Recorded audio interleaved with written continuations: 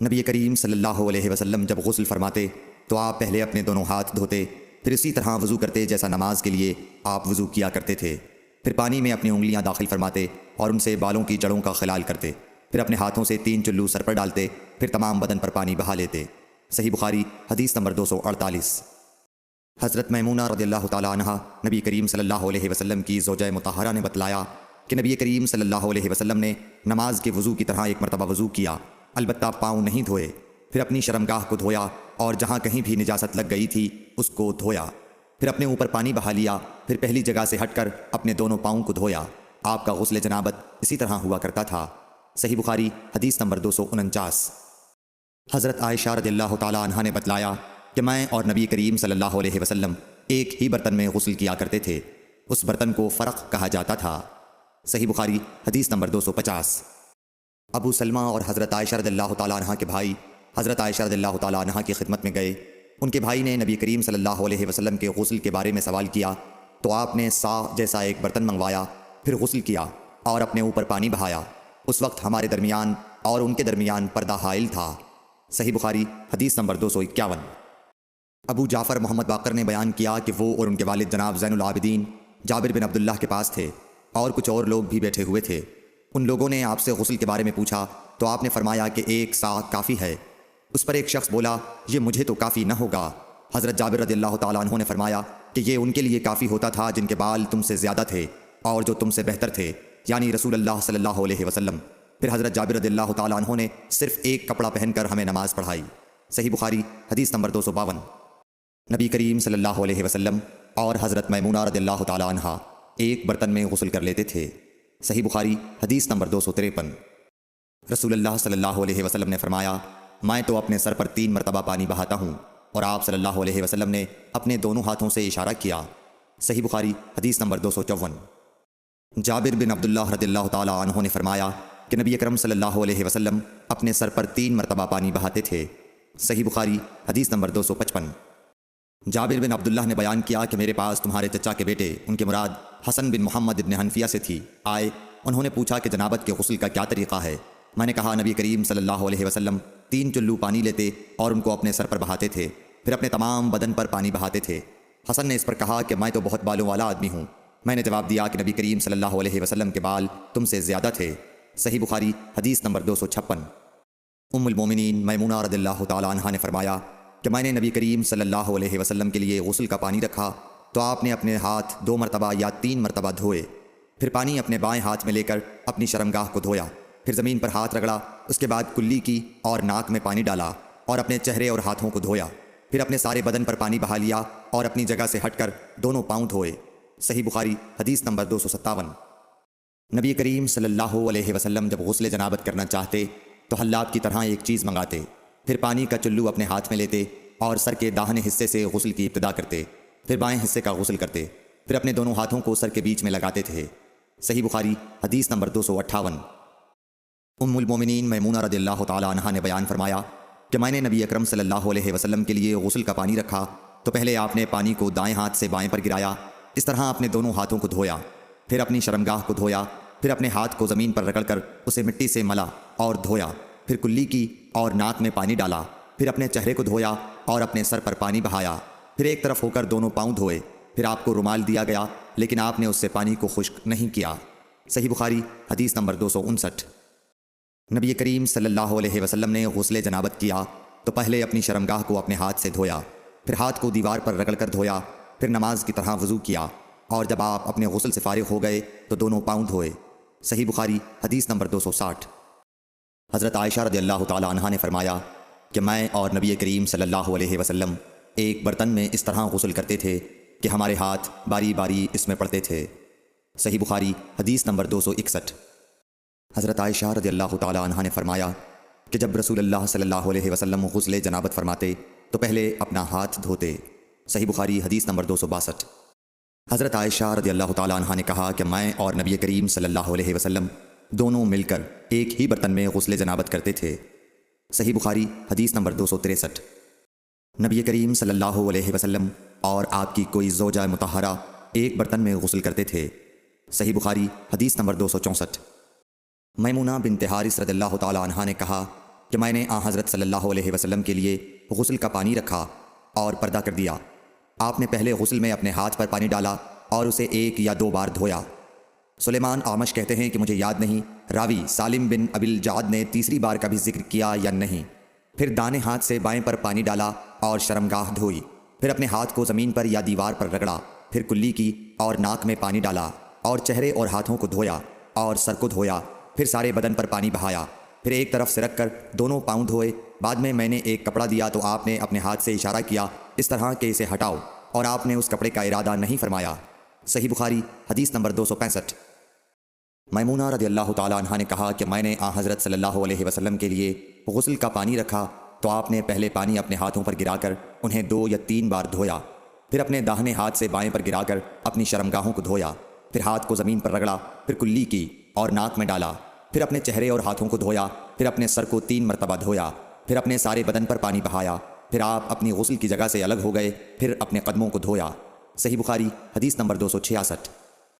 حضرت عائشہ رضی اللہ تعالیٰ عنہ نے فرمایا، اللہ ابو عبد الرحمن پر رحم فرمائے، میں نے تو رسول اللہ صلی اللہ علیہ وسلم کو خوشبو لگائی، پھر آپ اپنی تمام ازواج مطہرات کے پاس تشریف لے گئے اور صبح کو احرام اس حالت میں باندھا کہ خوشبو سے بدن مہک رہا تھا۔ صحیح بخاری حدیث نمبر 267۔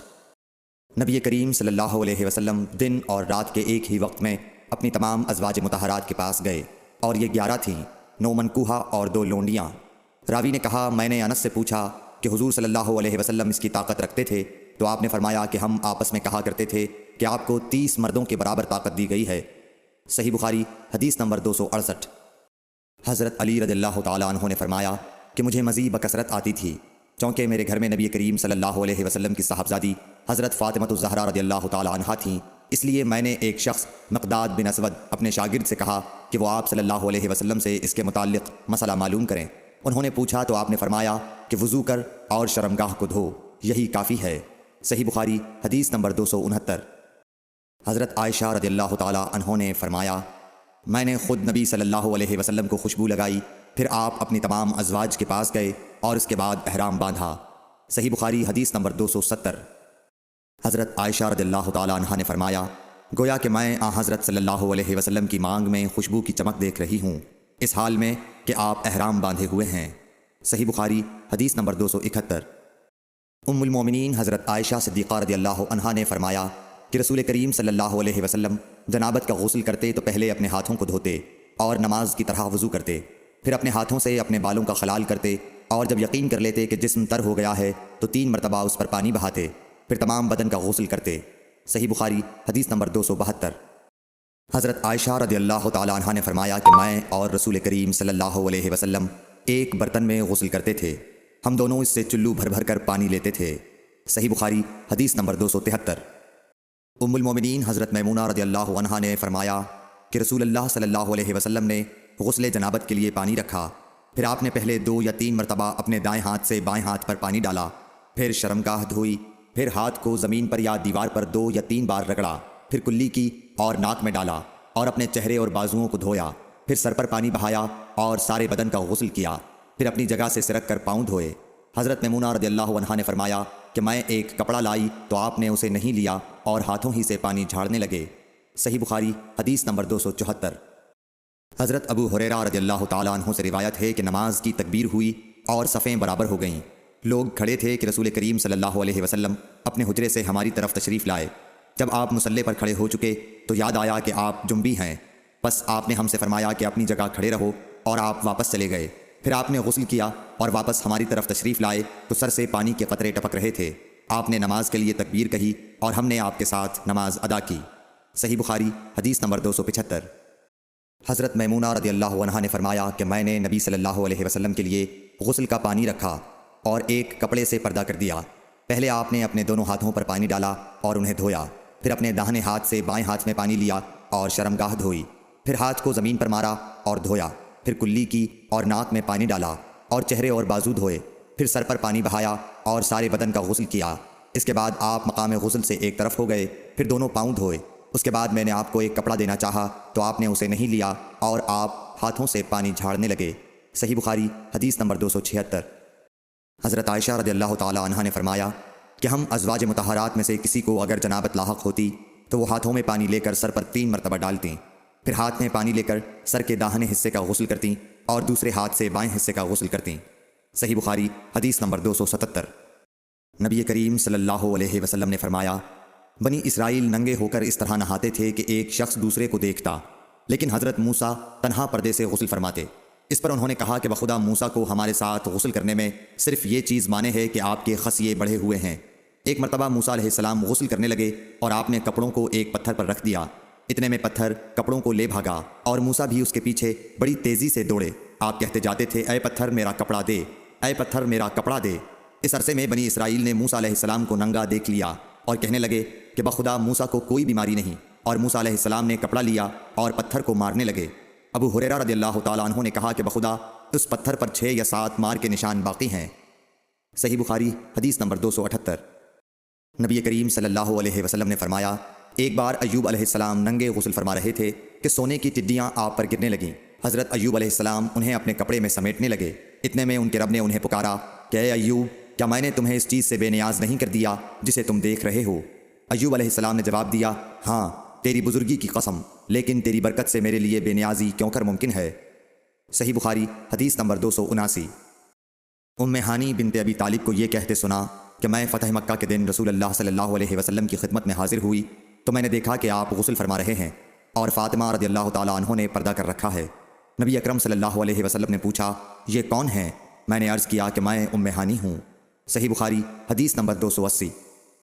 حضرت میمونہ رضی اللہ تعالیٰ عنہ نے کہا، جب نبی کریم صلی اللہ علیہ وسلم غسل جنابت فرما رہے تھے، میں نے آپ کا پردہ کیا تھا تو آپ نے پہلے اپنے ہاتھ دھوئے، پھر داہنے ہاتھ سے بائیں پر پانی بہایا اور شرمگاہ دھوئی، اور جو کچھ اس میں لگ گیا تھا اسے دھویا، پھر ہاتھ کو زمین یا دیوار پر رگڑ کر دھویا، پھر نماز کی طرح وضو کیا پاؤں کے علاوہ، پھر پانی اپنے سارے بدن پر بہایا اور اس جگہ سے ہٹ کر دونوں قدموں کو دھویا۔ صحیح بخاری حدیث نمبر 281۔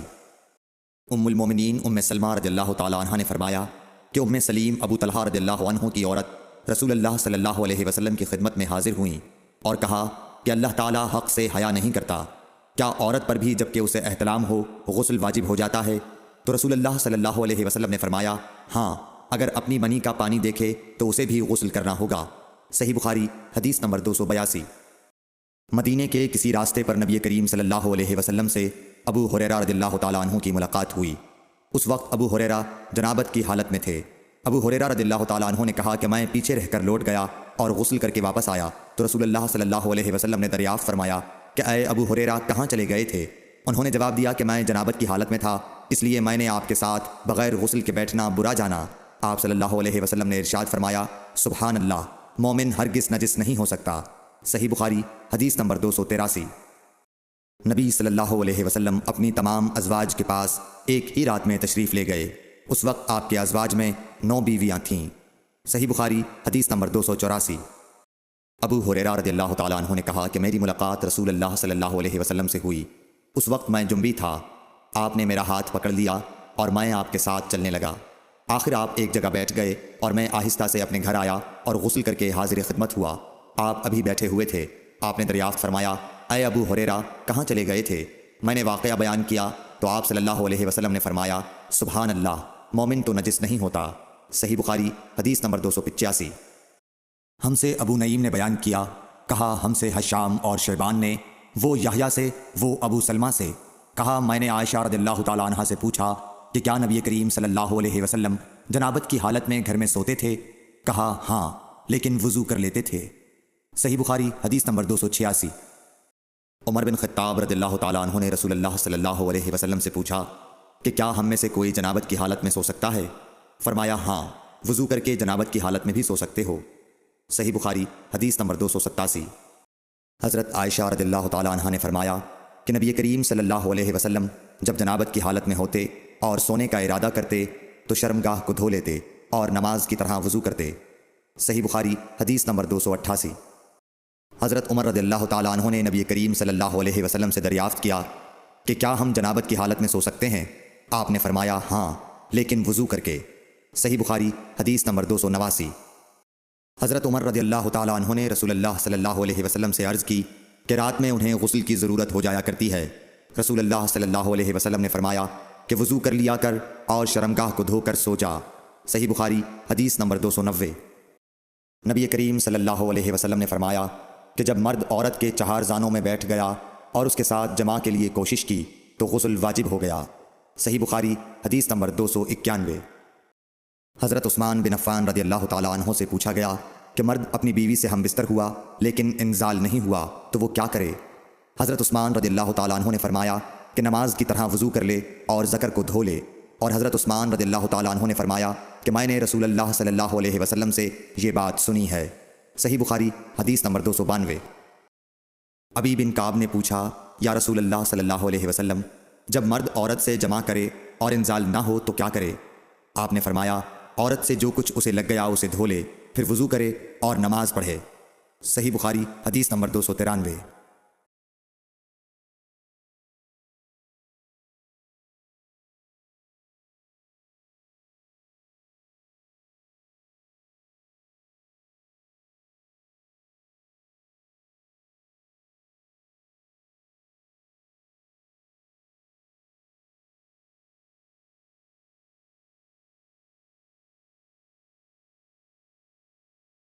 حضرت عائشہ رضی اللہ تعالیٰ عنہ نے بتلایا کہ ہم رسول اللہ صلی اللہ علیہ وسلم کے ساتھ بعض سفر غزوہ بنو المصطلق میں تھے۔ جب ہم مقام بیدا یا ذات الجیش پر پہنچے تو میرا ایک ہار کھو گیا۔ رسول اللہ صلی اللہ علیہ وسلم اس کی تلاش میں وہیں ٹھہر گئے اور لوگ بھی آپ کے ساتھ ٹھہر گئے، لیکن وہاں پانی کہیں قریب میں نہ تھا۔ لوگ حضرت ابو بکر صدیق رضی اللہ تعالیٰ عنہ کے پاس آئے اور کہا حضرت عائشہ رضی اللہ تعالیٰ عنہ نے کیا کام کیا کہ رسول اللہ صلی اللہ علیہ وسلم اور تمام لوگوں کو ٹھہرا دیا ہے اور پانی بھی کہیں قریب میں نہیں ہے اور نہ لوگوں ہی کے ساتھ ہے۔ پھر ابو بکر صدیق رضی اللہ تعالیٰ عنہ تشریف لائے۔ رسول اللہ صلی اللہ علیہ وسلم اپنا سر مبارک میری ران پر رکھے ہوئے سو رہے تھے۔ فرمانے لگے کہ تم نے رسول اللہ صلی اللہ علیہ وسلم اور تمام لوگوں کو روک لیا، حالانکہ قریب میں کہیں پانی بھی نہیں ہے اور نہ لوگوں کے پاس ہے۔ حضرت عائشہ رضی اللہ تعالیٰ عنہ کہتی ہیں کہ والد ماجد رضی اللہ تعالیٰ عنہ مجھ پر خفا ہوئے اور اللہ نے جو چاہا انہوں نے مجھے کہا اور اپنے ہاتھ سے میری کوکھ میں کچوکے لگائے۔ رسول اللہ صلی اللہ علیہ وسلم کا سر مبارک میری ران پر تھا، اس وجہ سے میں حرکت بھی نہیں کر سکتی تھی۔ رسول اللہ صلی اللہ علیہ وسلم جب صبح کے وقت اٹھے تو پانی کا پتہ تک نہ تھا، پس اللہ تعالیٰ نے تیمم کی آیت اتاری اور لوگوں نے تیمم کیا۔ اس پر اسید بن حذیر رضی اللہ تعالیٰ عنہ نے کہا کہ اے آل ابی بکر، یہ تمہاری کوئی پہلی برکت نہیں ہے۔ عائشہ رضی اللہ تعالیٰ عنہ نے فرمایا پھر ہم نے اس اونٹ کو ہٹایا جس پر میں سوار تھی تو ہار اسی کے نیچے مل گیا۔ صحیح بخاری حدیث نمبر 334۔ جابر بن عبداللہ نے خبر دی کہ نبی صلی اللہ علیہ وسلم نے فرمایا مجھے 5 چیزیں ایسی دی گئی ہیں جو مجھ سے پہلے کسی کو نہیں دی گئی تھیں۔ 1 مہینہ کی مسافت سے رعب کے ذریعے میری مدد کی گئی ہے اور تمام زمین میرے لیے سجدگاہ اور پاکی کے لائق بنائی گئی۔ بس میری امت کا جو انسان نماز کے وقت کو جہاں بھی پالے اسے وہاں ہی نماز ادا کر لینی چاہیے، اور میرے لیے غنیمت کا مال حلال کیا گیا ہے، مجھ سے پہلے یہ کسی کے لیے بھی حلال نہ تھا، اور مجھے شفاعت عطا کی گئی۔ اور تمام انبیاء اپنی اپنی قوم کے لیے مبعوث ہوتے تھے، لیکن میں تمام انسانوں کے لیے عام طور پر نبی بنا کر بھیجا گیا ہوں۔ صحیح بخاری حدیث نمبر 335۔ حشام بن عروہ نے اپنے والد سے روایت کیا، وہ حضرت عائشہ رضی اللہ تعالیٰ عنہ سے، کہ انہوں نے حضرت اسما سے ہار مانگ کر پہن لیا تھا، وہ گم ہو گیا۔ رسول اللہ صلی اللہ علیہ وسلم نے ایک آدمی کو اس کی تلاش کے لیے بھیجا جسے وہ مل گیا۔ پھر نماز کا وقت آ پہنچا اور لوگوں کے پاس جو ہار کی تلاش میں گئے تھے پانی نہیں تھا۔ لوگوں نے نماز پڑھ لی اور رسول اللہ صلی اللہ علیہ وسلم سے اس کے متعلق شکایت کی، بس خداوند تعالیٰ نے تیمم کی آیت اتاری، جسے سن کر اسید بن حذیر نے حضرت عائشہ رضی اللہ تعالیٰ عنہ سے کہا آپ کو اللہ بہترین بدلہ دے، واللہ جب بھی آپ کے ساتھ کوئی ایسی بات پیش آئی جس سے آپ کو تکلیف ہوئی تو اللہ تعالیٰ نے آپ کے لیے اور تمام مسلمانوں کے لیے اس میں خیر پیدا فرما دی۔ صحیح بخاری حدیث نمبر 336۔ ابن عباس رضی اللہ تعالیٰ عنہ کے غلام عمیر بن عبداللہ نے کہا کہ میں اور عبداللہ بن یسار جو کہ حضرت میمونہ رضی اللہ تعالیٰ عنہ زوجہ نبی کریم صلی اللہ علیہ وسلم کے غلام تھے، ابو جہیم بن حارث بن سما انصاری صحابی کے پاس آئے۔ انہوں نے بیان کیا کہ نبی کریم صلی اللہ علیہ وسلم بار جمل کی طرف سے تشریف لا رہے تھے، راستے میں ایک شخص نے آپ کو سلام کیا، یعنی خود اسی ابو جہیم نے، لیکن آپ نے جواب نہیں دیا۔ پھر آپ دیوار کے قریب آئے اور اپنے چہرے اور ہاتھوں کا مسح کیا، پھر ان کے سلام کا جواب دیا۔ صحیح بخاری حدیث نمبر 337۔ ایک شخص عمر بن خطاب کے پاس آیا اور عرض کی کہ مجھے غسل کی حاجت ہو گئی اور پانی نہیں ملا تو میں اب کیا کروں؟ اس پر عمار بن یاسر رضی اللہ تعالیٰ عنہ نے حضرت عمر بن خطاب رضی اللہ تعالیٰ عنہ سے کہا، کیا آپ کو یاد نہیں جب میں اور آپ سفر میں تھے ہم دونوں جنبی ہو گئے؟ آپ نے تو نماز نہیں پڑھی لیکن میں نے زمین پر لوٹ پوٹ لیا اور نماز پڑھ لی۔ پھر میں نے نبی کریم صلی اللہ علیہ وسلم سے اس کا ذکر کیا تو آپ نے فرمایا کہ تجھے بس اتنا ہی کافی تھا، اور آپ نے اپنے دونوں ہاتھ زمین پر مارے، پھر انہیں پھونکا اور دونوں سے چہرے اور پہنچوں کا مسح کیا۔ صحیح بخاری حدیث نمبر 338۔ عمار بن یاسر نے یہ واقعہ بیان کیا جو پہلے گزر چکا، اور شعبہ نے اپنے ہاتھوں کو زمین پر مارا، پھر انہیں اپنے منہ کے قریب کر لیا اور پھونکا، پھر ان سے اپنے چہرے اور پہنچوں کا مسح کیا۔ اور نضر بن شمیل نے بیان کیا کہ مجھے شعبہ نے خبر دی حکم سے کہ میں نے زر بن عبداللہ سے سنا، وہ سعید بن عبد الرحمن بن ابزہ کے حوالے سے حدیث روایت کرتے تھے۔ حکم نے کہا کہ میں نے یہ حدیث ابن عبد الرحمن بن ابزہ سے سنی، وہ اپنے والد کے حوالے سے بیان کرتے تھے کہ عمار نے کہا جو پہلے مذکور ہوا۔ صحیح بخاری حدیث نمبر 339۔ ابن عبد الرحمن بن ابزہ سے روایت ہے وہ اپنے والد سے کہ وہ حضرت عمر رضی اللہ تعالیٰ عنہ کی خدمت میں حاضر تھے، اور حضرت عمار رضی اللہ تعالیٰ عنہ نے ان سے کہا کہ ہم ایک لشکر میں گئے ہوئے تھے، بس ہم دونوں جنبی ہو گئے، اور اس میں ہے کہ بجائے نفخہ فیہما کے انہوں نے طفل فیہما کہا۔ صحیح بخاری حدیث نمبر 340۔ حضرت عمار رضی اللہ تعالیٰ عنہ نے عمر رضی اللہ تعالیٰ عنہ سے کہا کہ میں تو زمین میں لوٹ پوٹ ہو گیا، پھر نبی صلی اللہ علیہ وسلم کی خدمت میں حاضر ہوا تو آپ نے فرمایا کہ تیرے لیے صرف چہرے اور پہنچوں پر مسح کرنا کافی تھا، زمین پر لیٹنے کی ضرورت نہ تھی۔ صحیح بخاری حدیث نمبر 341۔ عبد الرحمن بن ابزہ نے کہا کہ میں حضرت عمر رضی اللہ تعالیٰ عنہ کی خدمت میں موجود تھا کہ عمار رضی اللہ تعالیٰ عنہ نے ان سے کہا، پھر انہوں نے پوری حدیث بیان کی۔ صحیح بخاری حدیث نمبر 342۔ عبد الرحمن بن ابزہ نے اپنے والد سے حضرت عمار رضی اللہ تعالیٰ عنہ نے بیان کیا، پس نبی کریم صلی اللہ علیہ وسلم نے اپنے ہاتھوں کو زمین پر مارا اور اس سے اپنے چہرے اور پہنچوں کا مسح کیا۔ صحیح بخاری حدیث نمبر 343۔ ابو رجا نے عمران کے حوالے سے کہا کہ ہم نبی کریم صلی اللہ علیہ وسلم کے ساتھ ایک سفر میں تھے کہ ہم رات بھر چلتے رہے، اور جب رات کا آخری حصہ آیا تو ہم نے پڑاؤ ڈالا، اور مسافر کے لیے اس وقت کے پڑاؤ سے زیادہ مرغوب اور کوئی چیز نہیں ہوتی۔ پھر ہم اس طرح غافل ہو کر سو گئے کہ ہمیں سورج کی گرمی کے سوا کوئی چیز بیدار نہ کر سکی۔ سب سے پہلے بیدار ہونے والا شخص فلاں تھا، پھر فلاں، پھر فلاں۔ ابو رجا نے سب کے نام لیے لیکن اوف کو یہ نام یاد نہیں رہے۔ پھر چوتھے نمبر پر جاگنے والے حضرت عمر بن خطاب رضی اللہ تعالیٰ عنہ تھے، اور جب نبی کریم صلی اللہ علیہ وسلم آرام فرماتے تو ہم آپ کو جگاتے نہیں تھے یہاں تک کہ آپ خود بخود بیدار ہوں، کیونکہ ہمیں کچھ معلوم نہیں ہوتا کہ آپ پر خواب میں کیا تازہ وحی آتی ہے۔ جب حضرت عمر جاگ گئے اور یہ آمدہ آفت دیکھی، اور وہ ایک نڈر دل والے آدمی تھے، بس زور زور سے تکبیر کہنے لگے۔ اسی طرح بآواز بلند آپ اس وقت تک تکبیر کہتے رہے جب تک کہ نبی کریم صلی اللہ علیہ وسلم ان کی آواز سے بیدار نہ ہو گئے۔ تو لوگوں نے پیش آمدہ آفت مصیبت کے متعلق آپ صلی اللہ علیہ وسلم سے شکایت کی۔ اس پر آپ نے فرمایا کہ کوئی حرج نہیں، سفر شروع کرو۔ پھر آپ تھوڑی دور چلے، اس کے بعد آپ ٹھہر گئے اور وضو کا پانی طلب فرمایا، اور وضو کیا اور اذان کہی گئی۔ پھر آپ نے لوگوں کے ساتھ نماز پڑھی۔ جب آپ نماز پڑھانے سے فارغ ہوئے تو ایک شخص پر آپ کی نظر پڑی جو الگ کنارے پر کھڑا ہوا تھا، اور اس نے لوگوں کے ساتھ نماز نہیں پڑھی تھی۔ آپ نے اس سے فرمایا کہ اے فلاں، تمہیں لوگوں کے ساتھ نماز میں شریک ہونے سے کون سی چیز نے روکا؟ اس نے جواب دیا کہ مجھے غسل کی حاجت ہو گئی اور پانی موجود نہیں ہے۔ آپ نے فرمایا کہ پاک مٹی سے کام نکال لو، یہی تجھ کو کافی ہے۔ پھر نبی کریم صلی اللہ علیہ وسلم نے سفر شروع کیا تو لوگوں نے پیاس کی شکایت کی۔ آپ پھر ٹھہر گئے اور فلاں یعنی عمران بن حسین رضی اللہ تعالیٰ عنہ کو بلایا۔ ابو رجا نے ان کا نام لیا تھا لیکن اوف کو یاد نہیں رہا، اور حضرت علی کو بھی طلب فرمایا۔ ان دونوں سے آپ نے فرمایا کہ جاؤ پانی تلاش کرو۔ یہ دونوں نکلے۔ راستے میں ایک عورت ملی جو پانی کی 2 پکھالیں اپنے اونٹ پر لٹکائے ہوئے بیچ میں سوار ہو کر جا رہی تھی۔ انہوں نے اس سے پوچھا کہ پانی کہاں ملتا ہے؟ تو اس نے جواب دیا کہ کل اسی وقت میں پانی پر موجود تھی، یعنی پانی اتنی دور ہے کہ کل میں اسی وقت وہاں سے پانی لے کر چلی تھی، آج یہاں پہنچی ہوں، اور ہمارے قبیلے کے مرد لوگ پیچھے رہ گئے ہیں۔ انہوں نے اس سے کہا اچھا ہمارے ساتھ چلو۔ اس نے پوچھا کہاں چلوں؟ انہوں نے کہا رسول اللہ صلی اللہ علیہ وسلم کی خدمت میں۔ اس نے کہا اچھا وہی جن کو لوگ صابی کہتے ہیں؟ انہوں نے کہا یہ وہی ہیں جسے تم کہہ رہی ہو۔ اچھا اب چلو۔ آخر یہ دونوں حضرات اس عورت کو حضرت صلی اللہ علیہ وسلم کی خدمت مبارک میں لائے اور سارا واقعہ بیان کیا۔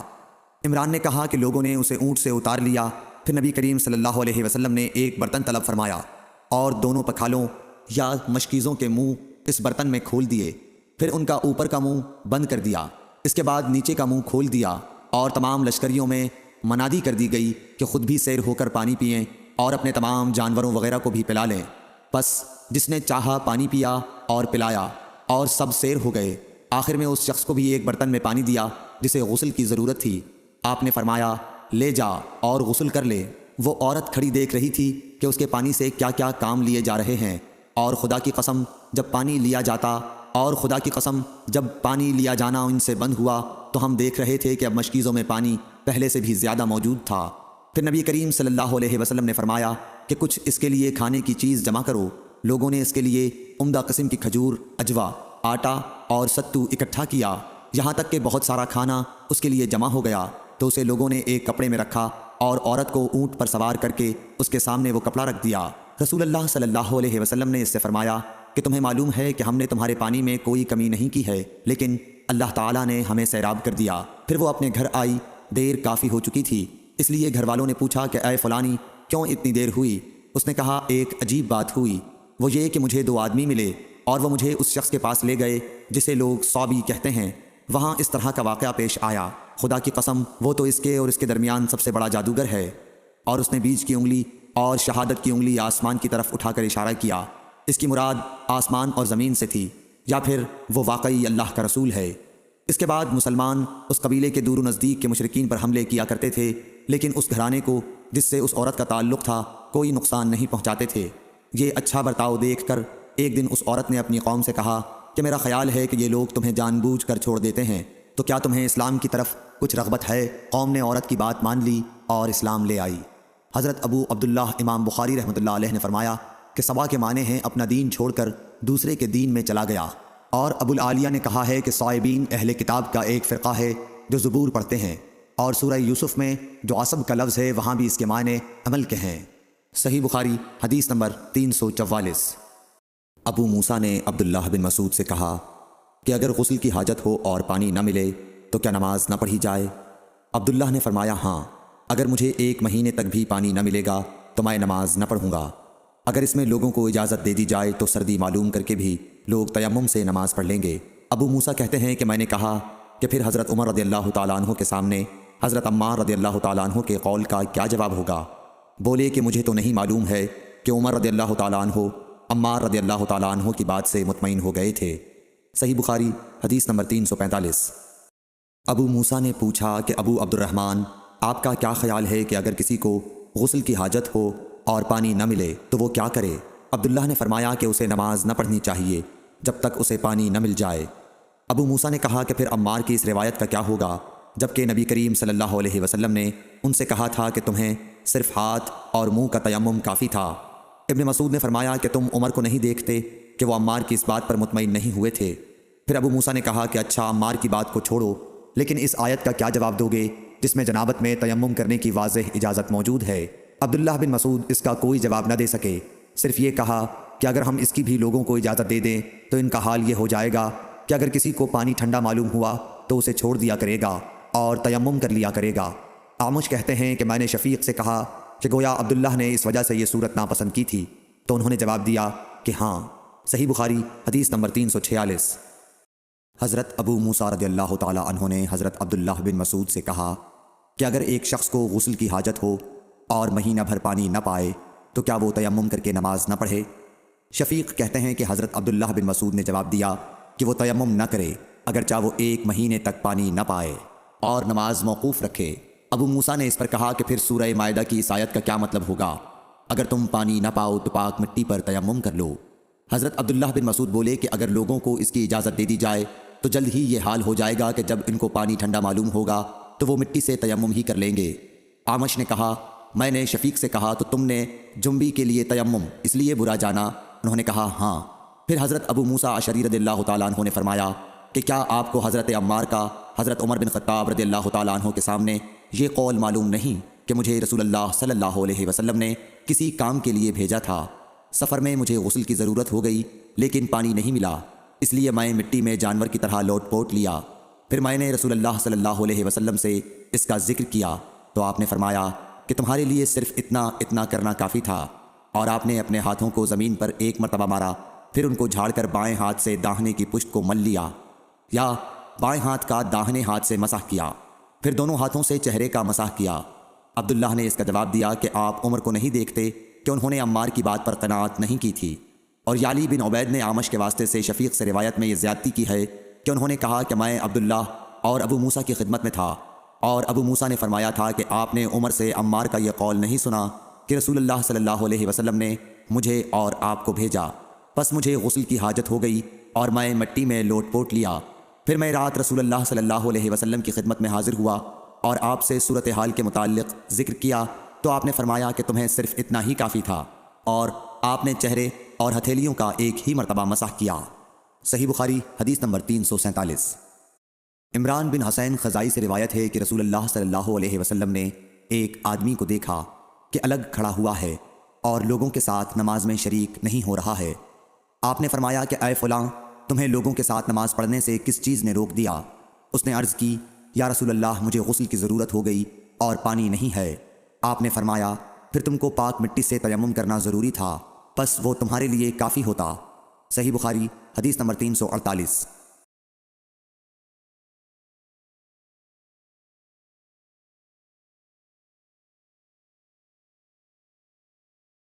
حضرت انس رضی اللہ تعالیٰ عنہ سے روایت ہے کہ نماز کے وقت کے اعلان کے لیے لوگوں نے آگ اور ناقوس کا ذکر کیا، پھر یہود و نصارہ کا ذکر آ گیا، پھر بلال رضی اللہ تعالیٰ عنہ کو یہ حکم ہوا کہ اذان کے کلمات 2 مرتبہ کہیں اور اقامت میں 1 مرتبہ۔ صحیح بخاری حدیث نمبر 603۔ نافع نے خبر دی کہ عبداللہ بن عمر رضی اللہ تعالیٰ عنہ کہتے تھے کہ جب مسلمان ہجرت کر کے مدینہ پہنچے تو وقت مقرر کر کے نماز کے لیے آتے تھے، اس کے لیے اذان نہیں دی جاتی تھی۔ ایک دن اس بارے میں مشورہ ہوا، کسی نے کہا نصارہ کی طرح 1 گھنٹہ لے لیا جائے، اور کسی نے کہا کہ یہودیوں کی طرح نرسنگا بگل بنا لو، اس کو پھونک دیا کرو۔ لیکن حضرت عمر رضی اللہ تعالیٰ عنہ نے فرمایا کہ کسی شخص کو کیوں نہ بھیج دیا جائے جو نماز کے لیے پکار دیا کرے۔ اس پر حضرت صلی اللہ علیہ وسلم نے اسی رائے کو پسند فرمایا اور بلال سے فرمایا کہ بلال اٹھ اور نماز کے لیے اذان دے۔ صحیح بخاری حدیث نمبر 604۔ ایوب سختیانی نے ابو قلابہ سے انہوں نے انس رضی اللہ تعالیٰ عنہ سے روایت کیا ہے کہ حضرت بلال کو حکم دیا گیا کہ اذان کے کلمات 2 مرتبہ کہیں، اور سوا قد قامت الصلاۃ کے تکبیر کے کلمات 1 دفعہ کہیں۔ صحیح بخاری حدیث نمبر 605۔ حضرت انس بن مالک رضی اللہ تعالیٰ عنہ سے روایت ہے کہ جب مسلمان زیادہ ہو گئے تو مشورہ ہوا کہ کسی ایسی چیز کے ذریعے نماز کے وقت کا اعلان ہو جسے سب لوگ سمجھ لیں۔ کچھ لوگوں نے ذکر کیا کہ آگ روشن کی جائے یا نرسنگا کے ذریعے اعلان کریں، لیکن آخر میں بلال کو حکم دیا گیا کہ اذان کے کلمات 2 دفعہ کہیں اور تکبیر کے 1 دفعہ۔ صحیح بخاری حدیث نمبر 606۔ انس بن مالک رضی اللہ تعالیٰ عنہ سے روایت ہے کہ بلال کو حکم دیا گیا کہ اذان کے کلمات 2 دفعہ کہیں اور تکبیر میں یہی کلمات 1 دفعہ۔ اسماعیل نے بتایا کہ میں نے ایوب سختیانی سے اس حدیث کا ذکر کیا تو انہوں نے کہا مگر لفظ قد قامت الصلاۃ 2 ہی دفعہ کہا جائے گا۔ صحیح بخاری حدیث نمبر 607۔ ابو ہریرہ رضی اللہ تعالیٰ عنہ سے روایت ہے کہ نبی صلی اللہ علیہ وسلم نے فرمایا، جب نماز کے لیے اذان دی جاتی ہے تو شیطان بھاگتا ہوا بڑی تیزی کے ساتھ پیٹھ موڑ کر بھاگتا ہے تاکہ اذان کی آواز نہ سن سکے، اور جب اذان ختم ہو جاتی ہے تو پھر واپس آ جاتا ہے، لیکن جو ہی تکبیر شروع ہوئی وہ پھر پیٹھ موڑ کر بھاگتا ہے۔ جب تکبیر بھی ختم ہو جاتی ہے تو شیطان دوبارہ آ جاتا ہے اور نمازی کے دل میں وسوسے ڈالتا ہے، کہتا ہے کہ فلاں بات یاد کر، فلاں بات یاد کر۔ ان باتوں کی شیطان یاد دہانی کراتا ہے جن کا اسے خیال بھی نہ تھا، اور اس طرح اس شخص کو یہ بھی یاد نہیں رہتا کہ اس نے کتنی رکعتیں پڑھی ہیں۔ صحیح بخاری حدیث نمبر 608۔ امام مالک نے عبد الرحمن بن عبداللہ بن عبد الرحمن بن ابی صعصعہ انصاری سے خبر دی، پھر عبد الرحمن مازنی اپنے والد عبداللہ سے بیان کرتے ہیں کہ ان کے والد نے انہیں خبر دی کہ حضرت ابو سعید خدری رضی اللہ تعالیٰ عنہ صحابی نے ان سے بیان کیا کہ میں دیکھتا ہوں کہ تمہیں بکریوں اور جنگل میں رہنا پسند ہے، اس لیے جب تم جنگل میں اپنی بکریوں کو لیے ہوئے موجود ہو اور نماز کے لیے اذان دو تو تم بلند آواز سے اذان دیا کرو، کیونکہ جن و انس بلکہ تمام ہی چیزیں جو مؤذن کی آواز سنتی ہیں قیامت کے دن اس پر گواہی دیں گی۔ حضرت ابو سعید رضی اللہ تعالیٰ عنہ نے فرمایا کہ یہ میں نے نبی صلی اللہ علیہ وسلم سے سنا ہے۔ صحیح بخاری حدیث نمبر 609۔ حضرت انس رضی اللہ تعالیٰ عنہ سے روایت ہے، انہوں نے نبی کریم صلی اللہ علیہ وسلم سے کہ جب نبی کریم صلی اللہ علیہ وسلم ہمیں ساتھ لے کر کہیں جہاد کے لیے تشریف لے جاتے تو فوراً ہی حملہ نہیں کرتے تھے، صبح ہوتی اور پھر آپ انتظار کرتے، اگر اذان کی آواز سن لیتے تو حملے کا ارادہ ترک کر دیتے، اور اگر اذان کی آواز نہ سنائی دیتی تو حملہ کرتے تھے۔ انس نے کہا کہ ہم خیبر کی طرف گئے اور رات کے وقت وہاں پہنچے، صبح کے وقت جب اذان کی آواز نہیں سنائی دی تو آپ اپنی سواری پر بیٹھ گئے اور میں ابو طلحہ کے پیچھے بیٹھ گیا، چلنے میں میرے قدم نبی صلی اللہ علیہ وسلم کے قدم مبارک سے چھو چھو جاتے تھے۔ انس نے کہا کہ خیبر کے لوگ اپنے ٹوکروں اور کدالوں کو لیے ہوئے اپنے کام کاج کو باہر نکلے، تو انہوں نے رسول کریم صلی اللہ علیہ وسلم کو دیکھا اور چلا اٹھے کہ محمد واللہ محمد صلی اللہ علیہ وسلم پوری فوج سمیت آ گئے۔ انس نے کہا کہ جب نبی صلی اللہ علیہ وسلم نے انہیں دیکھا تو آپ نے فرمایا اللہ اکبر، خیبر پر خرابی آ گئی۔ بے شک جب ہم کسی قوم کے میدان میں اتر جائیں تو ڈرائے ہوئے لوگوں کی صبح بری ہوگی۔ صحیح بخاری حدیث نمبر 610۔ حضرت انس رضی اللہ تعالیٰ عنہ سے روایت ہے، انہوں نے نبی کریم صلی اللہ علیہ وسلم سے کہ جب نبی کریم صلی اللہ علیہ وسلم ہمیں ساتھ لے کر کہیں جہاد کے لیے تشریف لے جاتے تو فوراً ہی حملہ نہیں کرتے تھے، صبح ہوتی اور پھر آپ انتظار کرتے، اگر اذان کی آواز سن لیتے تو حملے کا ارادہ ترک کر دیتے، اور اگر اذان کی آواز نہ سنائی دیتی تو حملہ کرتے تھے۔ انس نے کہا کہ ہم خیبر کی طرف گئے اور رات کے وقت وہاں پہنچے۔ صبح کے وقت جب اذان کی آواز نہیں سنائی دی تو آپ اپنی سواری پر بیٹھ گئے اور میں ابو طلحہ کے پیچھے بیٹھ گیا۔ چلنے میں میرے قدم نبی صلی اللہ علیہ وسلم کے قدم مبارک سے چھو جاتے تھے۔ انس نے کہا کہ خیبر کے لوگ اپنے ٹوکروں اور کدالوں کو لیے ہوئے اپنے کام کاج کو باہر نکلے تو انہوں نے رسول کریم صلی اللہ علیہ وسلم کو دیکھا اور چلا اٹھے کہ محمد واللہ محمد صلی اللہ علیہ وسلم پوری فوج سمیت آ گئے۔ انس نے کہا کہ جب نبی صلی اللہ علیہ وسلم نے انہیں دیکھا تو آپ نے فرمایا اللہ اکبر، خیبر پر خرابی آ گئی۔ بے شک جب ہم کسی قوم کے میدان میں اتر جائیں تو ڈرائے ہوئے لوگوں کی صبح بری ہوگی۔ صحیح بخاری حدیث نمبر 610۔ عیسیٰ بن طلحہ نے بیان کیا کہ انہوں نے معاویہ بن ابی سفیان سے ایک دن سنا، آپ جواب میں مؤذن کے ہی الفاظ کو دہرا رہے تھے، اشہد ان محمد رسول اللہ تک۔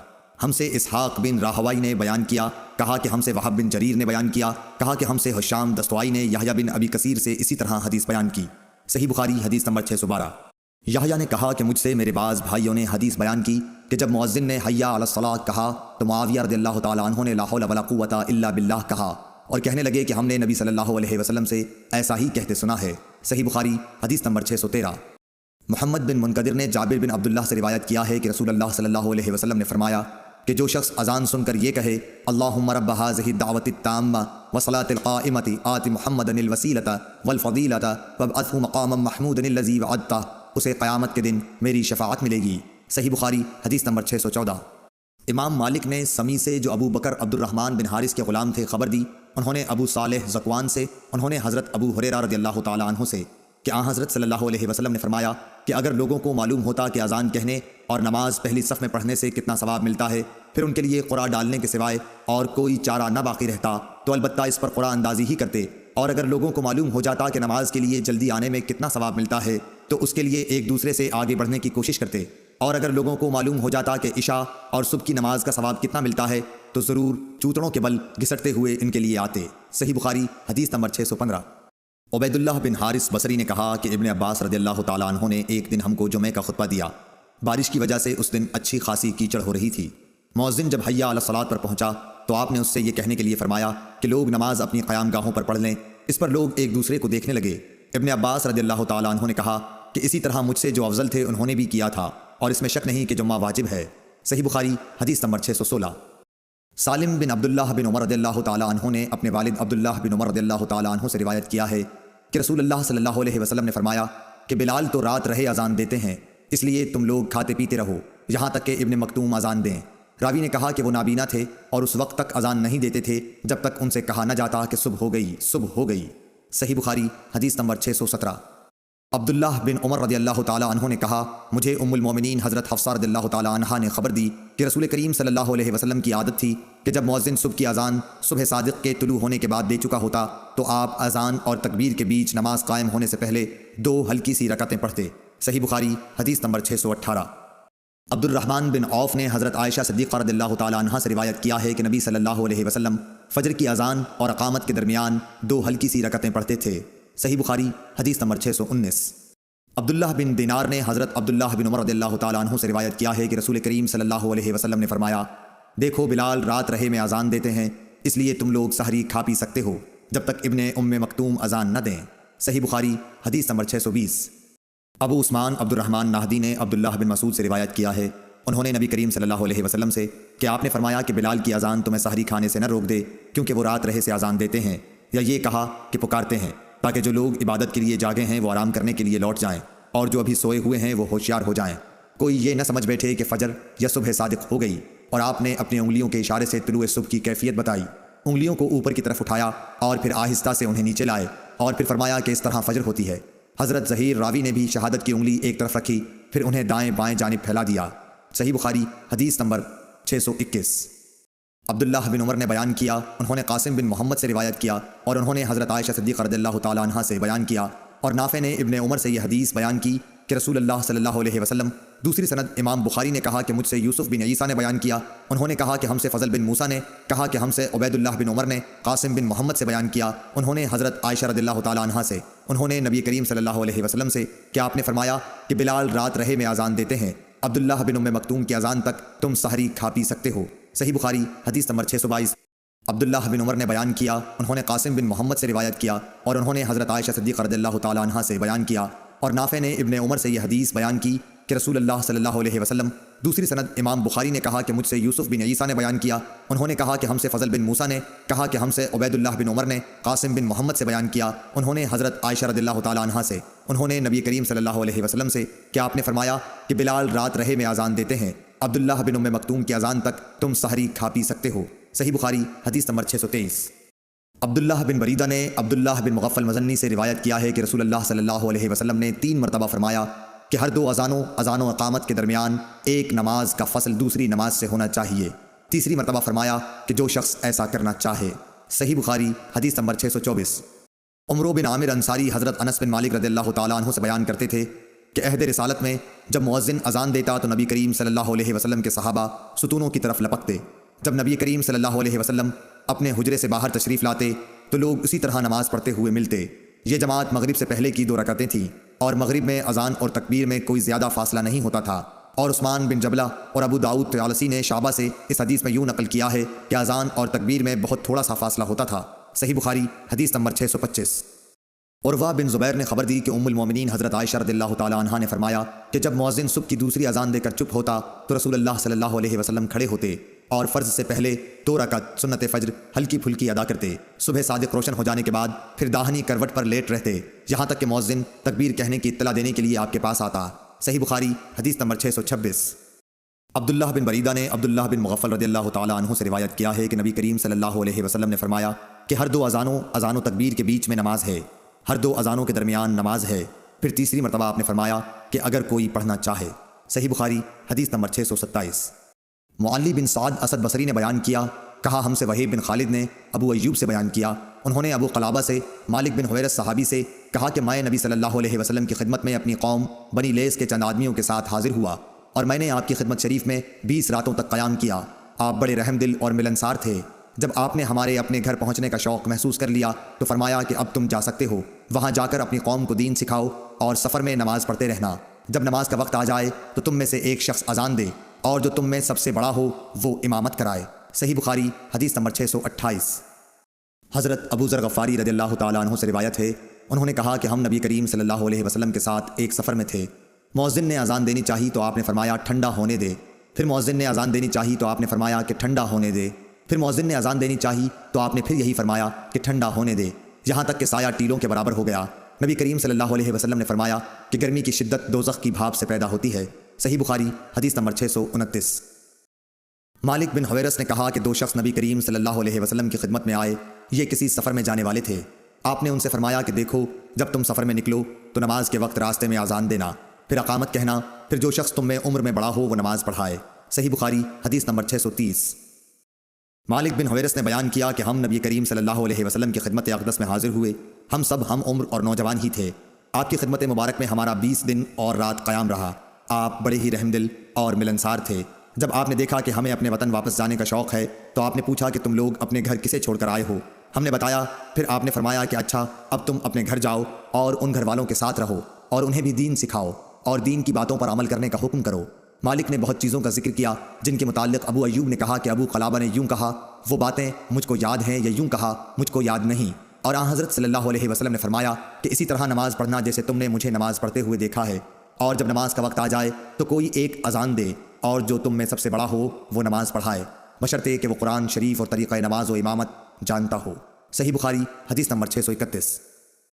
نافع نے بیان کیا کہ عبداللہ بن عمر رضی اللہ تعالیٰ عنہ نے ایک سرد رات میں مقام زجنان پر اذان دی، پھر فرمایا کہ لوگوں اپنے اپنے ٹھکانوں میں نماز پڑھ لو، اور ہمیں آپ نے بتلایا کہ نبی کریم صلی اللہ علیہ وسلم مؤذن سے اذان کے لیے فرماتے اور یہ بھی فرماتے کہ مؤذن اذان کے بعد کہہ دے کہ لوگوں اپنے ٹھکانوں میں نماز پڑھ لو۔ یہ حکم سفر کی حالت میں یا سردی یا برسات کی راتوں میں تھا۔ صحیح بخاری حدیث نمبر 632۔ عون بن ابی جحیفہ سے روایت ہے کہ میں نے رسول کریم صلی اللہ علیہ وسلم کو ابطح میں دیکھا کہ بلال حاضر ہوئے اور آپ کو نماز کی خبر دی۔ پھر بلال برچھی لے کر آگے بڑھے اور اسے آپ کے سامنے بطور سترہ مقام ابطح میں گاڑ دیا اور آپ نے اس کو سترہ بنا کر نماز پڑھائی۔ صحیح بخاری حدیث نمبر 633۔ محمد بن یوسف فریابی نے بیان کیا، کہا کہ ہم سے سفیان سوری نے عون بن ابی جحیفہ سے بیان کیا، انہوں نے اپنے باپ سے کہ انہوں نے بلال رضی اللہ تعالیٰ عنہ کو اذان دیتے ہوئے دیکھا، وہ کہتے ہیں میں بھی ان کے ساتھ ادھر ادھر منہ پھیرنے لگا۔ صحیح بخاری حدیث نمبر 634۔ ابو قتادہ رضی اللہ تعالیٰ عنہ نے کہا کہ ہم نبی کریم صلی اللہ علیہ وسلم کے ساتھ نماز میں تھے، آپ نے کچھ لوگوں کے چلنے پھرنے اور بولنے کی آواز سنی۔ نماز کے بعد آپ نے دریافت کیا کہ کیا قصہ ہے؟ لوگوں نے کہا کہ ہم نماز کے لیے جلدی کر رہے تھے، آپ نے فرمایا کہ ایسا نہ کرو، بلکہ جب تم نماز کے لیے آؤ تو وقار اور سکون کو ملحوظ رکھو، نماز کا جو حصہ پاؤ اسے پڑھو اور جو رہ جائے اسے بعد میں پورا کر لو۔ صحیح بخاری حدیث نمبر 635۔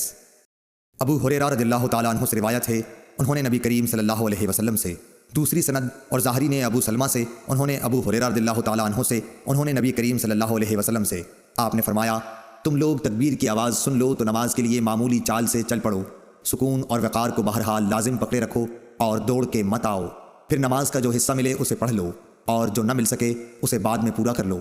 صحیح بخاری حدیث نمبر 636۔ حشام دستوائی نے بیان کیا، کہا مجھے یحییٰ نے عبد الوہاب بن ابی قتادہ سے یہ حدیث لکھ کر بھیجی کہ وہ اپنے باپ سے بیان کرتے تھے کہ رسول اللہ صلی اللہ علیہ وسلم نے فرمایا کہ جب نماز کے لیے تکبیر کہی جائے تو اس وقت تک نہ کھڑے ہو جب تک مجھے نکلتے ہوئے نہ دیکھ لو۔ صحیح بخاری حدیث نمبر 637۔ ابو قتادہ حارث بن ربیع رضی اللہ تعالیٰ عنہ سے روایت ہے کہ رسول اللہ صلی اللہ علیہ وسلم نے فرمایا کہ تکبیر ہو تو جب تک مجھے دیکھ نہ لو کھڑے نہ ہو اور آہستگی کو لازم رکھو۔ شیبان کے ساتھ اس حدیث کو یحییٰ سے علی بن مبارک نے بھی روایت کیا ہے۔ صحیح بخاری حدیث نمبر 638۔ ابو ہریرہ رضی اللہ تعالیٰ عنہ سے روایت ہے کہ رسول اللہ صلی اللہ علیہ وسلم ایک دن حجرے سے باہر تشریف لائے، اقامت کہی جا چکی تھی اور صفیں برابر کی جا چکی تھیں۔ آپ جب مصلی پر کھڑے ہوئے تو ہم انتظار کر رہے تھے کہ اب آپ تکبیر کہتے ہیں، لیکن آپ واپس تشریف لے گئے اور فرمایا کہ اپنی اپنی جگہ پر ٹھہرے رہو۔ ہم اسی حالت میں ٹھہرے رہے یہاں تک کہ آپ دوبارہ تشریف لائے تو سر مبارک سے پانی ٹپک رہا تھا، آپ نے غسل کیا تھا۔ صحیح بخاری حدیث نمبر 639۔ ابو ہریرہ رضی اللہ تعالیٰ عنہ سے روایت ہے، انہوں نے فرمایا کہ نماز کے لیے اقامت کہی جا چکی تھی اور لوگوں نے صفیں سیدھی کر لی تھیں۔ پھر رسول کریم صلی اللہ علیہ وسلم تشریف لائے اور آگے بڑھے، لیکن حالت جنابت میں تھے مگر پہلے خیال نہ رہا، اس لیے آپ نے فرمایا کہ تم لوگ اپنی اپنی جگہ ٹھہرے رہو۔ پھر آپ واپس تشریف لائے تو آپ غسل کیے ہوئے تھے اور سر مبارک سے پانی ٹپک رہا تھا، پھر آپ نے لوگوں کو نماز پڑھائی۔ صحیح بخاری حدیث نمبر 640۔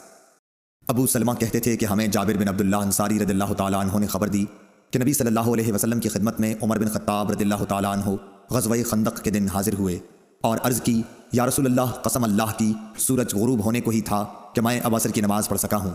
آپ جب حاضر خدمت ہوئے تو روزہ افطار کرنے کا وقت آ چکا تھا۔ نبی کریم صلی اللہ علیہ وسلم نے فرمایا، قسم اللہ کی میں نے بھی تو نماز عصر نہیں پڑھی ہے۔ پھر آپ بطحان کی طرف گئے، میں آپ کے ساتھ ہی تھا، آپ نے وضو کیا، پھر عصر کی نماز پڑھی، سورج ڈوب چکا تھا، پھر اس کے بعد مغرب کی نماز پڑھی۔ صحیح بخاری حدیث نمبر 641۔ عبدالعزیز بن صہیب نے حضرت انس رضی اللہ تعالیٰ عنہ سے بیان کیا، انہوں نے کہا کہ نماز کے لیے تکبیر ہو چکی تھی اور نبی صلی اللہ علیہ وسلم کسی شخص سے مسجد کے ایک گوشے میں چپکے چپکے کان میں باتیں کر رہے تھے، پھر آپ نماز کے لیے جب تشریف لائے تو لوگ سو رہے تھے۔ صحیح بخاری حدیث نمبر 642۔ حمید طویل نے بیان کیا کہ میں نے ثابت بنانی سے ایک شخص کے متعلق مسئلہ دریافت کیا جو نماز کے لیے تکبیر ہونے کے بعد گفتگو کرتا رہے۔ اس پر انہوں نے انس بن مالک رضی اللہ تعالیٰ عنہ سے بیان کیا کہ انہوں نے فرمایا کہ تکبیر ہو چکی تھی، اتنے میں ایک شخص نبی کریم صلی اللہ علیہ وسلم سے راستے میں ملا اور آپ کو نماز کے لیے تکبیر کہی جانے کے بعد بھی روکے رکھا صحیح بخاری حدیث نمبر 643۔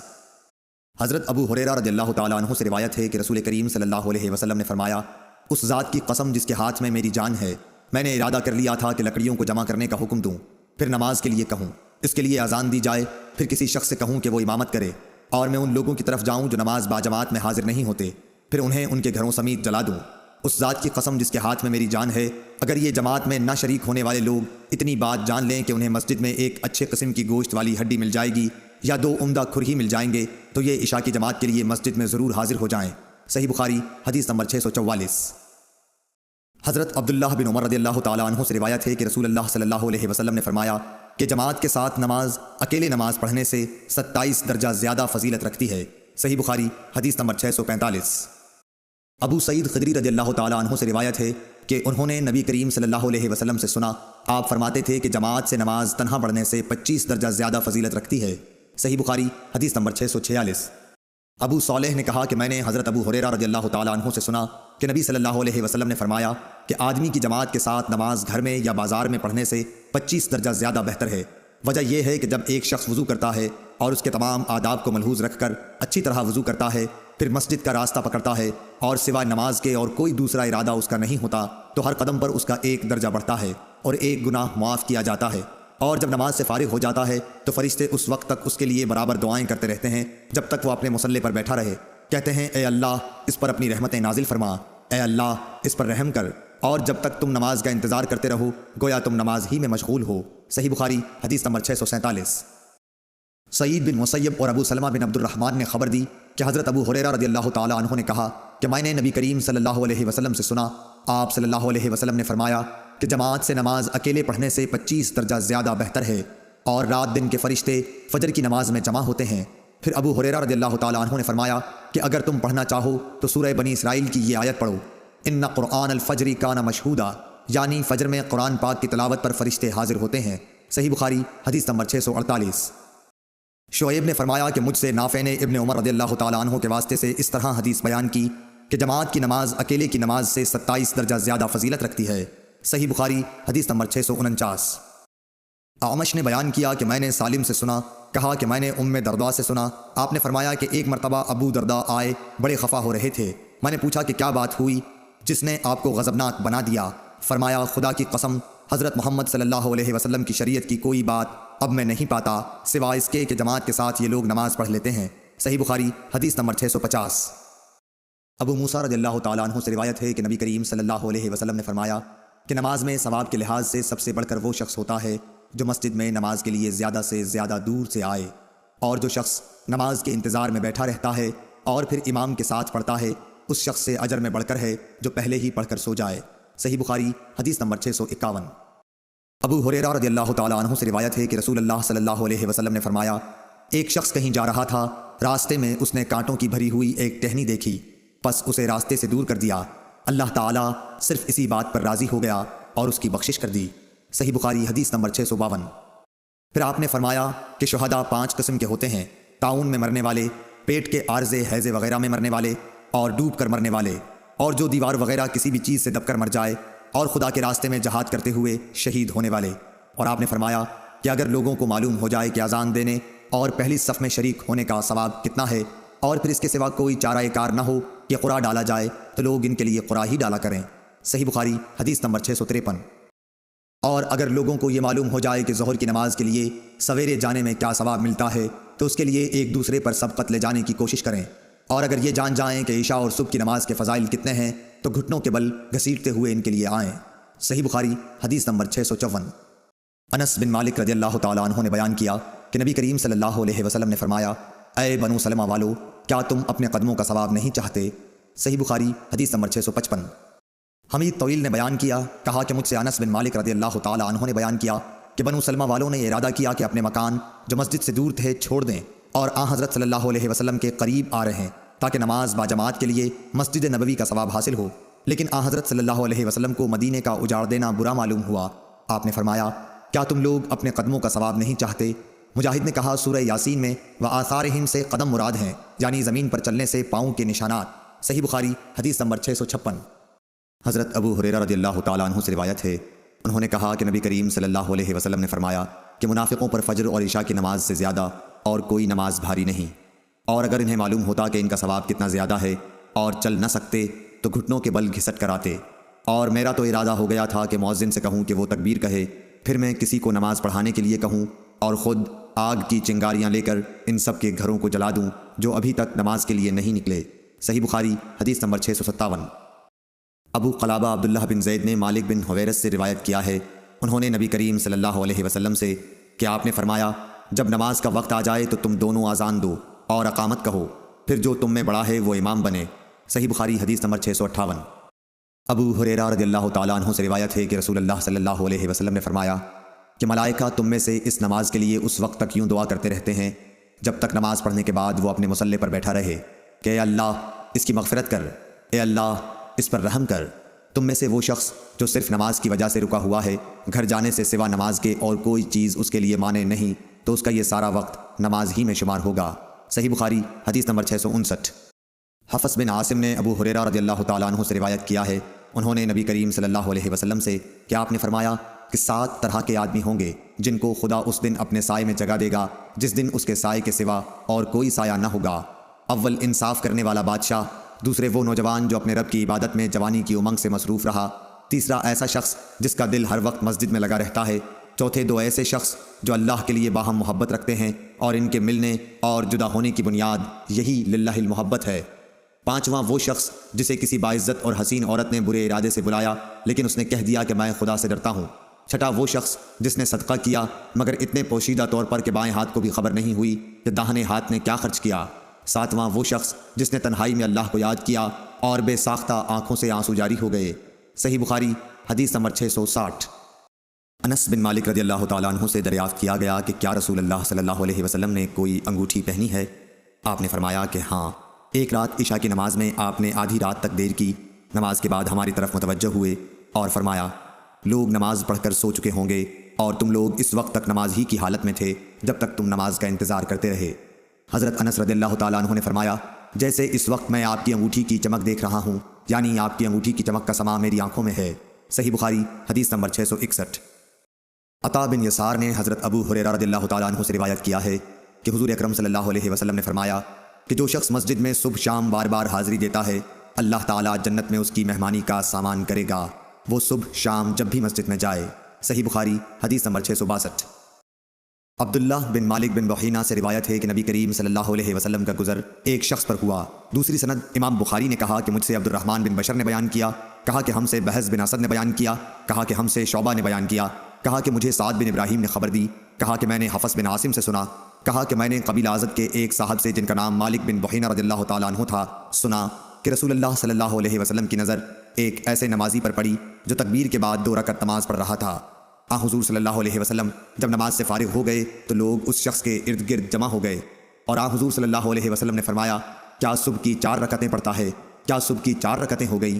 اس حدیث کی مطابقت غندر اور معاذ نے شعبہ سے کی ہے جو مالک سے روایت کرتے ہیں، ابن اسحاق نے سعد سے، انہوں نے حفص سے، عبداللہ بن بحینہ سے، اور حماد نے کہا کہ ہمیں سعد نے حفص کے واسطے سے خبر دی اور وہ مالک کے واسطے سے۔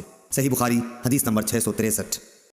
حضرت اسود بن یزید نخعی نے کہا کہ ہم حضرت عائشہ رضی اللہ تعالیٰ عنہ کی خدمت میں حاضر تھے، ہم نے نماز میں ہمیشگی اور اس کی تعظیم کا ذکر کیا۔ حضرت عائشہ رضی اللہ تعالیٰ عنہ نے فرمایا کہ نبی کریم صلی اللہ علیہ وسلم کے مرض الموت میں جب نماز کا وقت آیا اور اذان دی گئی تو فرمایا کہ ابو بکر سے کہو کہ لوگوں کو نماز پڑھائیں۔ اس وقت آپ سے کہا گیا کہ ابو بکر بڑے نرم دل ہیں، اگر وہ آپ کی جگہ کھڑے ہوں گے تو نماز پڑھانا ان کے لیے مشکل ہو جائے گا۔ آپ نے پھر وہی حکم فرمایا اور آپ کے سامنے پھر وہی بات دہرا دی گئی۔ تیسری مرتبہ آپ نے فرمایا کہ تم تو بالکل یوسف کے ساتھ والی عورتوں کی طرح ہو کہ دل میں کچھ ہے اور ظاہر کچھ اور کر رہی ہو، ابو بکر سے کہو کہ وہ نماز پڑھائیں۔ آخر ابو بکر رضی اللہ تعالیٰ عنہ نماز پڑھانے کے لیے تشریف لائے۔ اتنے میں نبی کریم صلی اللہ علیہ وسلم نے مرض میں کچھ کمی محسوس کی اور 2 آدمیوں کا سہارا لے کر باہر تشریف لے گئے، گویا میں اس وقت آپ کے قدموں کو دیکھ رہی ہوں کہ تکلیف کی وجہ سے زمین پر لکیر کرتے جاتے تھے۔ ابو بکر رضی اللہ تعالیٰ عنہ نے یہ دیکھ کر چاہا کہ پیچھے ہٹ جائیں، لیکن حضرت صلی اللہ علیہ وسلم نے اشارے سے انہیں اپنی جگہ رہنے کے لیے کہا، پھر ان کے قریب آئے اور بازو میں بیٹھ گئے۔ جب آمش نے یہ حدیث بیان کی، ان سے پوچھا گیا کہ کیا نبی کریم صلی اللہ علیہ وسلم نے نماز پڑھائی؟ اور ابو بکر رضی اللہ تعالیٰ عنہ نے آپ کی اقتدا کی اور لوگوں نے ابو بکر رضی اللہ تعالیٰ عنہ کی نماز کی اقتدا کی۔ حضرت آمش نے سر کے اشارے سے بتلایا کہ ہاں۔ ابو داؤد طیالسی نے اس حدیث کا ایک ٹکڑا شعبہ سے روایت کیا ہے اور شعبہ نے آمش سے، اور ابو معاویہ نے اس روایت میں یہ زیادہ کیا کہ حضرت صلی اللہ علیہ وسلم حضرت ابو بکر کے بائیں طرف بیٹھے، پس ابو بکر رضی اللہ تعالیٰ عنہ کھڑے ہو کر نماز پڑھ رہے تھے۔ صحیح بخاری حدیث نمبر 664۔ عبید اللہ بن عبداللہ بن عتبہ بن مسعود نے خبر دی کہ حضرت عائشہ رضی اللہ تعالیٰ عنہ نے فرمایا کہ جب نبی کریم صلی اللہ علیہ وسلم بیمار ہو گئے اور تکلیف زیادہ بڑھ گئی تو آپ نے اپنی بیویوں سے اس کی اجازت لی کہ بیماری کے دن میرے گھر میں گزارے۔ انہوں نے اس کی آپ کو اجازت دے دی، پھر آپ باہر تشریف لے گئے، آپ کے قدم زمین پر لکیر کر رہے تھے۔ آپ اس وقت عباس رضی اللہ تعالیٰ عنہ اور ایک اور شخص کے بیچ میں تھے، یعنی دونوں حضرات کا سہارا لیے ہوئے تھے۔ عبید اللہ راوی نے بیان کیا کہ میں نے یہ حدیث حضرت عائشہ رضی اللہ تعالیٰ عنہ کی عبداللہ بن عباس سے بیان کی تو آپ نے فرمایا اس شخص کو بھی جانتے ہو جن کا نام حضرت عائشہ نے نہیں لیا؟ میں نے کہا کہ نہیں۔ آپ نے فرمایا کہ وہ دوسرے آدمی حضرت علی رضی اللہ تعالیٰ عنہ تھے۔ صحیح بخاری حدیث نمبر 665۔ امام مالک نے نافع سے خبر دی کہ حضرت عبداللہ بن عمر رضی اللہ تعالیٰ عنہ نے ایک ٹھنڈی اور برسات کی رات میں اذان دی۔ پھر یوں پکار کر کہہ دیا کہ لوگوں اپنی قیام گاہوں پر ہی نماز پڑھ لو۔ پھر فرمایا کہ نبی کریم صلی اللہ علیہ وسلم سردی و بارش کی راتوں میں مؤذن کو حکم دیتے تھے کہ وہ اعلان کر دے کہ لوگوں اپنی قیام گاہوں پر ہی نماز پڑھ لو۔ صحیح بخاری حدیث نمبر 666۔ ابن شہاب نے محمود بن ربیع انصاری سے روایت کیا کہ عتبان بن مالک انصاری رضی اللہ تعالیٰ عنہ نابینا تھے اور وہ اپنی قوم کے امام تھے۔ انہوں نے رسول اللہ صلی اللہ علیہ وسلم سے عرض کی کہ یا رسول اللہ، اندھیری اور سیلاب کی راتیں ہوتی ہیں اور میں اندھا ہوں، اس لیے آپ میرے گھر میں کسی جگہ نماز پڑھ لیجئے تاکہ میں وہیں اپنی نماز کی جگہ بنا لوں۔ پھر رسول اللہ صلی اللہ علیہ وسلم ان کے گھر تشریف لائے اور پوچھا کہ تم کہاں نماز پڑھنا پسند کرو گے؟ انہوں نے گھر میں ایک جگہ بتلا دی اور رسول اللہ صلی اللہ علیہ وسلم نے وہاں نماز پڑھی۔ صحیح بخاری حدیث نمبر 667۔